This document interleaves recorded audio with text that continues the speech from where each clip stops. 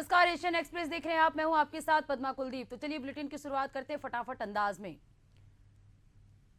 दिल्ली में शुक्रवार को पीएम मोदी ने ऑटो एक्सपो 2025 का उद्घाटन किया। पीएम मोदी ने भारत मंडपम में भारत मोबिलिटी ग्लोबल एक्सपो 2025 में प्रदर्शनी का अवलोकन किया। इसके बाद उद्योगपतियों को संबोधित करते हुए कहा कि इस दौरान प्रधानमंत्री मोदी ने कहा कि भारत की ऑटोमोटिव इंडस्ट्री जबरदस्त भी है और भविष्य के लिए तैयार भी है। भारत की ऑटो इंडस्ट्री पिछले साल में लगभग 12% की दर से आगे बढ़ी है।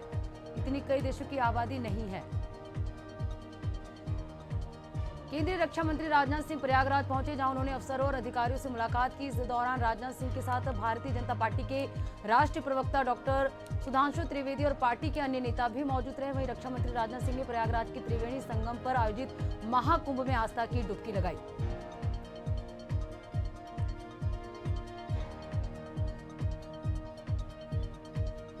पटना में लोकसभा के नेता प्रतिपक्ष राहुल गांधी राबड़ी देवी के आवास पर पहुंचे, जहां उन्होंने लालू परिवार से मुलाकात की और बिहार की सियासत हलचल पर बातचीत की।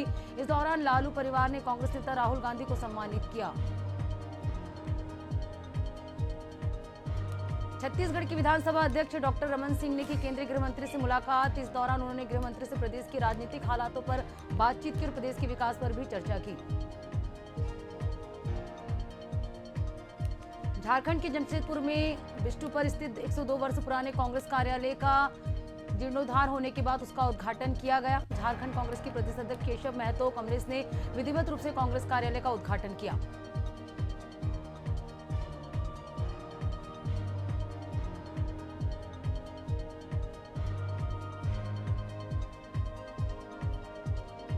उत्तर प्रदेश के अयोध्या में राम जन्मभूमि स्थायी सुरक्षा समिति की बैठक हुई। बैठक में महाकुंभ में आने वाले श्रद्धालुओं की सुरक्षा और सुविधा को लेकर मंथन किया गया।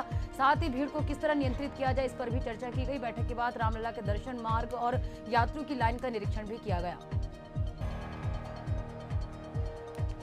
छत्तीसगढ़ में नगरीय निकाय और पंचायत चुनाव में हो रही देरी को लेकर आम आदमी पार्टी के प्रवक्ता विजय झा ने बड़ा बयान दिया है। विजय झा ने कहा है कि सरकार नगरीय निकाय चुनाव कराने से डर रही है, क्योंकि भाजपा के बड़े बड़े वादे पूरी तरह से फेल हो गए, जिसके चलते चुनाव में देरी हो रही है।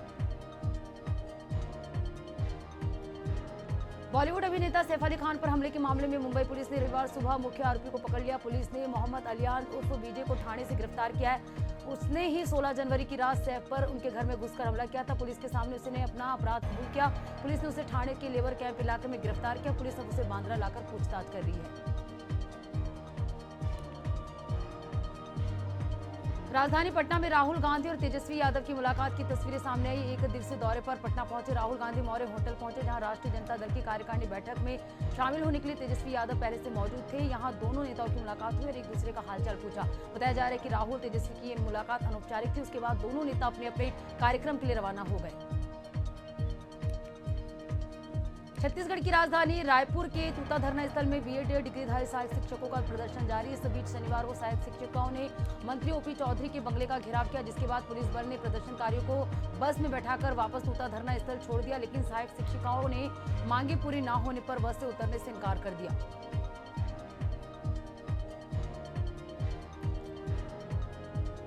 मध्य प्रदेश के खरगोन जिले में पूर्व मुख्यमंत्री दिग्विजय सिंह कांग्रेस विधायक केदार डावर के निजी निवास सांगवी पहुंचे, जहां वे इंदल के कार्यक्रम में शामिल हुए। इस दौरान पूर्व सीएम ने दिल्ली चुनाव को लेकर कहा कि कांग्रेस पार्टी जो भी चुनाव लड़ती है बड़ी मजबूती के साथ लड़ती है और विचारधाराओं के आधार पर चुनाव लड़ती है।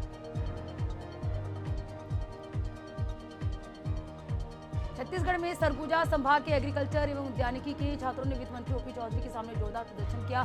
छात्रों ने अपनी मांग को लेकर जमकर हंगामा और नारेबाजी भी की। छात्रों का आरोप है कि पिछले 8 वर्षों से उद्यानिकी और एग्रीकल्चर में किसी भी प्रकार की भर्ती नहीं हुई है।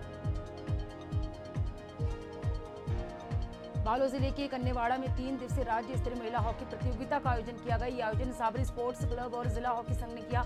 आयोजन के आखिरी दिन छत्तीसगढ़ के खेल में युवा कल्याण मंत्री टंकराम वर्मा मौजूद रहे। आयोजित महिला हॉकी प्रतियोगिता के फाइनल मैच राजनांदगांव और दुर्ग की महिला टीम के बीच खेला गया, जिसमें राजनांदगांव की टीम ने दुर्ग की टीम को मात देकर पहला स्थान प्राप्त किया।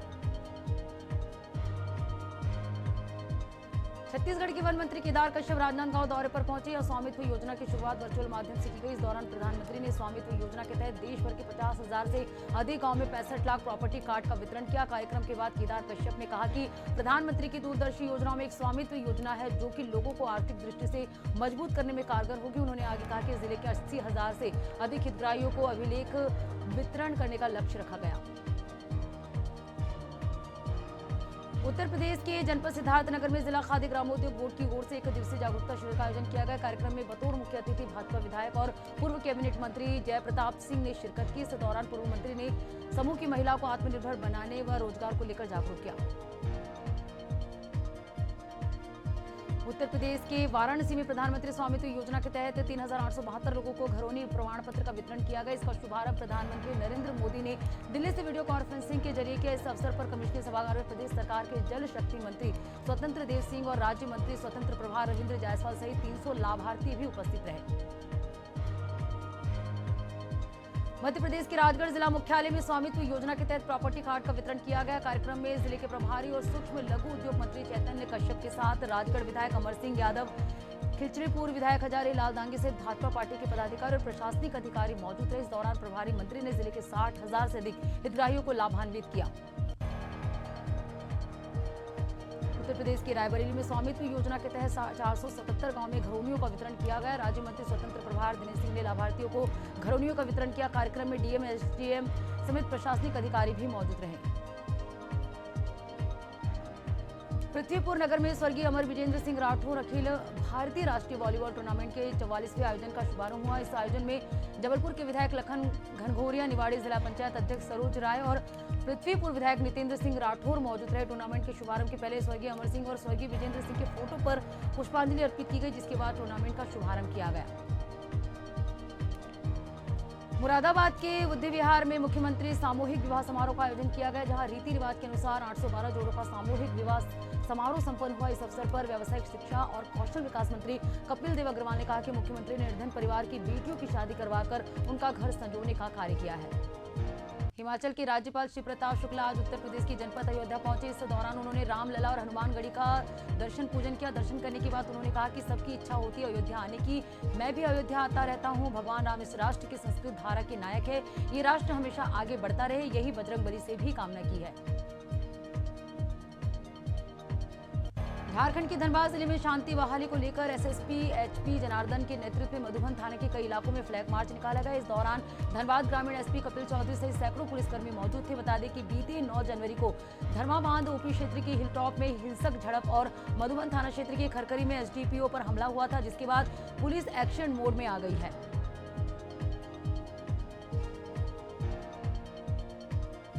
उत्तर प्रदेश में बहराइच के नानपारा तहसील में पीएम स्वामित्व योजना के तहत घरौनी वितरण कार्यक्रम का आयोजन किया गया। इस कार्यक्रम में नानपारा विधायक बतौर मुख्य अतिथि शामिल हुए। वहीं तहसीलदार और एसडीएम भी मौजूद रहे। इस दौरान विधायक ने नानपारा विधानसभा के करीब 71 ग्राम सभा क्षेत्र के 26,000 लाभार्थियों से इस योजना के बारे में बातचीत की।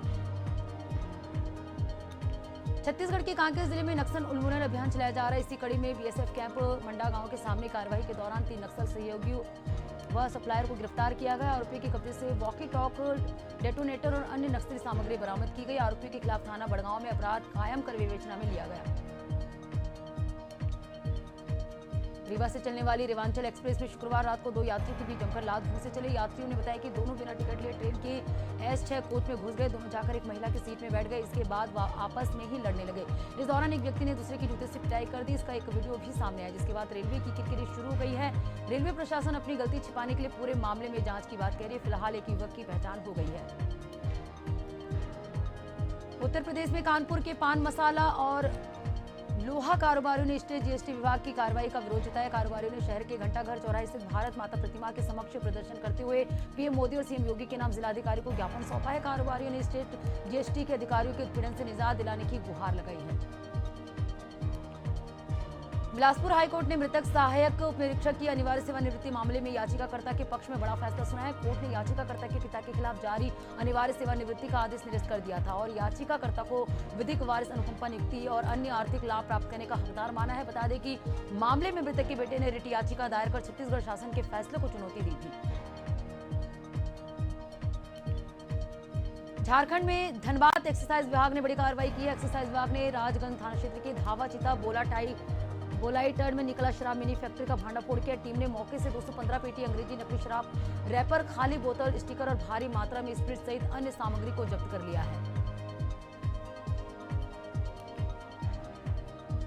जनपद फर्रुखाबाद के अमृतपुर थाना क्षेत्र में एक अनोखा मामला सामने है, जहां हॉस्पिटल के कर्मचारियों ने डायरिया से पीड़ित बच्ची की बुआ को बंधक बना लिया। घटना की सूचना मिलते ही पुलिस विभाग में हड़कंप मच गया। फिलहाल पुलिस ने शिकायत के आधार पर मामला दर्ज कर लिया है और आगे की कार्रवाई में जुट गई है।